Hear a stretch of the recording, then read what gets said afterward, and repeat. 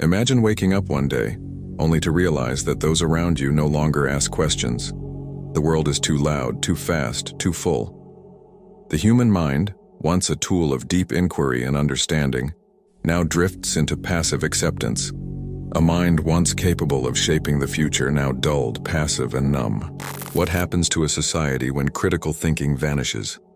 When the ability to reason, to challenge, to reflect, is replaced by instant reactions, surface-level opinions, and collective echo chambers.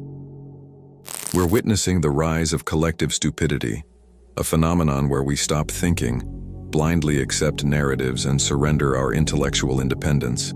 And we might not even notice it happening. At the end of this journey, we will uncover a truth so urgent, so powerful, it might be the last thing standing between us and a world that owns our minds, unless we reclaim them. But first, subscribe, like, share your thoughts. This content will challenge how you see the world. Share it with those still daring enough to believe that truth is something worth seeking. Let's start with a difficult truth. Thinking is hard. In today's world, it's actively discouraged. We live in an environment that rewards speed and emotion, not contemplation. It rewards reaction over reflection, conformity over curiosity. This isn't by accident. Algorithms feed us only what we want to hear. Schools teach us to memorize, not explore. Society is training us away from critical thought. Noam Chomsky warned us decades ago. Power thrives when we are trained to consume without questioning, to agree without understanding. They want us passive. They want us easy to deceive. Critical thinking, once a bedrock of human ability, is now seen as inconvenient. It gets in the way of outrage culture, it slows down the debate, it challenges ideologies. It asks, is this really true? In a world obsessed with being right, simply asking that question has become dangerous. The roots of this problem run deep. The flood of information we face every day is overwhelming. Daniel Levitin, neuroscientist, tells us we process 5 times more data per day than a few decades ago. Our minds, evolved for a simpler time, weren't built for this onslaught. When we're bombarded, our brains shortcut. We stop thinking critically. We rely on mental habits, cognitive biases, and groupthink. Instead of questioning ideas, we follow social cues, social proof. It's easier. We do it without even realizing. 1,000 likes on a post suddenly make it true. We don't reason. We just react. Another troubling shift is the decline of deep reading. Our attention spans are splintering. We skim, jump between tabs, get distracted by endless notifications. And critical thinking requires sustained attention. It's impossible to reflect deeply if we can't even focus long enough to read an article without checking our phones. Carl Sagan once warned that we live in a society utterly dependent on science and technology. Yet few understand the very systems on which we depend. We've become experts in distraction, novices in thought. The problem is not just technological or educational, it's emotional. Critical thinking challenges us.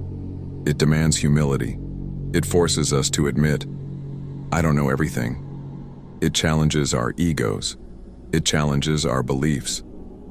It makes us question everything we've been taught to hold true. And this is terrifying. So instead of thinking, we defend. We retreat into our tribes, we repeat mantras, we cancel. We memorize slogans, we don't engage. We avoid uncomfortable truths. We stop thinking. The cost is high. When we stop thinking, we stop questioning. When we stop questioning, we open the door to manipulation, to propaganda, to fear. The question is simple. Who benefits when a population no longer thinks for itself? Stay with me. The answer lies in how deeply these forces have woven themselves into our lives, and why reclaiming our capacity to think is not just personal, it's moral. The roots of this collective decline are buried in systems that don't nurture thought. They suppress it. Let's look at education. John Taylor Gatto, teacher and critic of traditional schooling, once said, "Schools don't teach how to think. They teach how to obey orders." Schools weren't designed to create independent thinkers. They were designed to prepare us for factory life, predictable, obedient, non-disruptive. Instead of teaching us how to think, we were taught what to think. Conformity is rewarded, curiosity is punished. Follow the rules, don't ask questions. The message was clear: stay inside the lines, don't disrupt. This pattern doesn't stop with school. It follows us into adulthood, in the workplace, the media, our friendships. Speaking out, questioning consensus, holding unpopular views, these can cost you. The fear of exclusion, the risk of being labeled difficult, is enough to silence even our deepest doubts. Silence becomes complicity. Erich Fromm wrote about this in Escape from Freedom. Many secretly long to surrender their freedom of thought, because real freedom comes with responsibility, and responsibility is terrifying. When you think for yourself, you can no longer blame others for your ignorance. You can no longer rely on the crowd. You must face the uncertainty of truth. So we choose comfort. We choose distraction. We choose simplicity over complexity. In doing so, we become easier to control. Social media accelerates this problem. What was once a platform for connection has become a battlefield of opinions, outrage cycles, algorithmic manipulation. Platforms are designed to keep you scrolling, reacting, consuming, not thinking. You're nudged constantly toward content that confirms your beliefs. It's not about truth, it's about engagement. But this isn't just a social media issue. Marshall McLuhan warned us long ago. The medium is the message. The way we receive information shapes how we think. The medium today rewards speed, not depth. Outrage, not nuance. Certainty, not humility. What's true, what's viral, what's popular often becomes more important than what's real. So, where do we go from here?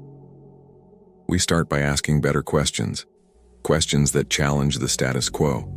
Questions that dig deeper. What are you being told to believe? Who benefits from your belief? What assumptions lie beneath your certainty? And we need courage. Courage to be wrong. Courage to learn. Courage to admit, I don't know. That is the beginning of the journey to knowing. Today, humility is rare. Confidence is worshipped. Arrogance masquerades as wisdom.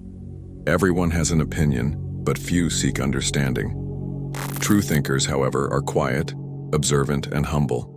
They understand that wisdom isn't born from noise. It's born from silence, from contemplation, from deep engagement with complexity.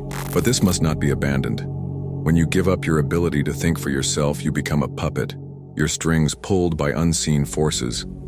These forces are not abstract. They are economic, political, cultural. They are the companies profiting from your addiction to mindless content, the politicians manipulating your emotions, the institutions demanding your unquestioning obedience. But when you reclaim your mind, everything changes. You become harder to manipulate. You see through the illusion. You stop being a passive consumer of ideas. You become an active seeker of truth. And in that moment, however small, you light a fire. A fire that has burned through history and philosophers, scientists, revolutionaries who refuse to stop thinking. Will you do the same? We'll dig deeper into the psychology of collective thinking in the next segment. You'll discover why even the most intelligent can fall into these traps. How our brains trick us into believing what feels true instead of what is true. Daniel Kahneman, in Thinking, Fast and Slow, showed us how the brain has two systems. One quick, emotional, the other slow, deliberate. We live in a fast-paced world, stuck in fast mode. We rely on shortcuts, heuristics, mental traps that feel right but are often wrong. This is fertile ground for mass manipulation. Politicians, marketers, media, they all exploit our shortcuts. They simplify complex issues, use emotionally charged language, and prime us with repeated narratives until we accept them as truth. Not because we've verified them, but because they feel familiar. How often do you seek evidence that contradicts your beliefs? How often do you listen to opposing arguments not to attack, but to understand? We all have biases. We all fall into groupthink. But we must be aware of these traps. History shows that progress has always come from those willing to think differently.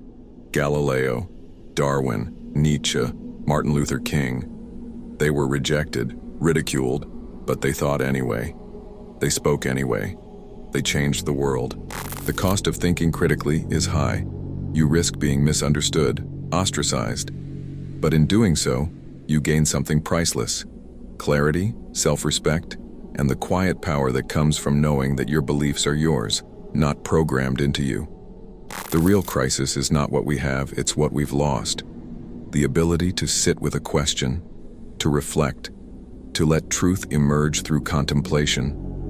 We've outsourced our thinking to machines, to media, to public opinion.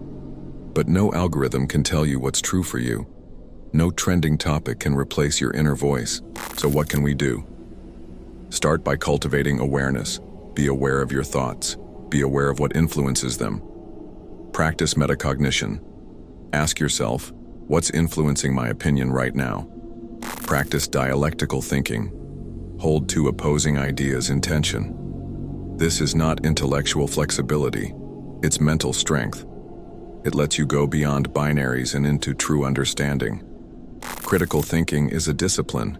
It requires reading, listening, and humility. The ability to accept uncertainty as part of the path.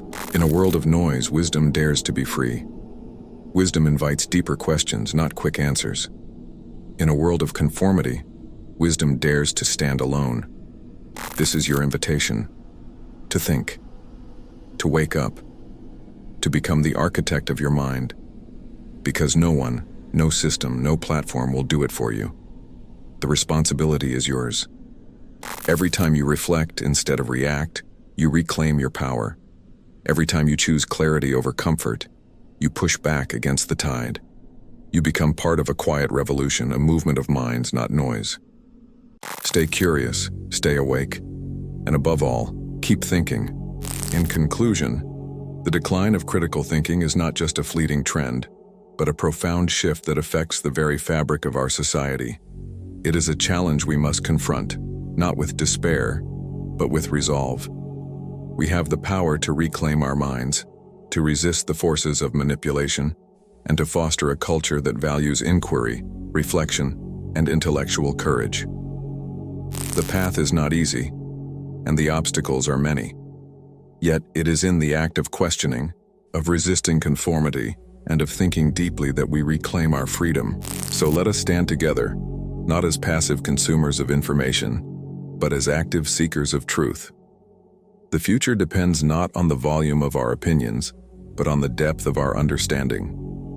The revolution begins within us. One thought, one question, one act of clarity at a time. Stay curious, stay awake, and above all, keep thinking. We're witnessing the rise of collective stupidity, a phenomenon where we stop thinking, blindly accept narratives, and surrender our intellectual independence. And we might not even notice it happening.